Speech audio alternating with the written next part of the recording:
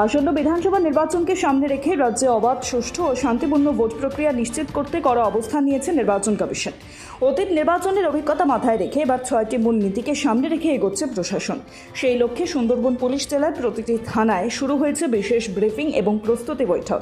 রবিবার কাকদ্বীপ থানায় এই উপলক্ষে একটি বৈঠকের আয়োজন করা হয়। সেখানে উপস্থিত ছিলেন সুন্দরবন পুলিশ জেলার পুলিশ সুপার বিশ্বচাঁদ ঠাকুর। এছাড়াও উপস্থিত ছিলেন মহকুমা পুলিশ আধিকারিক বিশ্বজিৎ নস্কর এবং কাকদ্বীপ থানার আইসি অমিয় কুমার ঘোষ।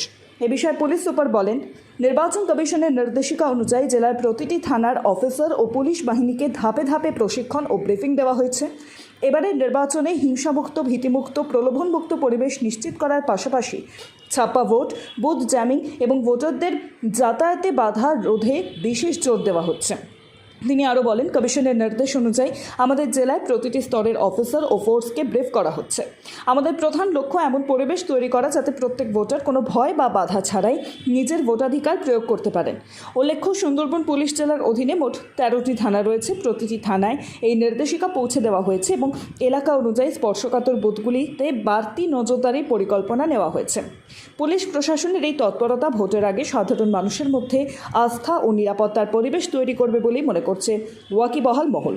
নির্বাচন কমিশনের নির্দেশ অনুযায়ী প্রত্যেক থানাতে গিয়ে আমাদের অফিসার্স ফোর্স সবাইকে ব্রিফ করছি যে কমিশন থেকে জানানো হয়েছে যে এবারের নির্বাচনের 6টি প্রিন্সিপালের কথা।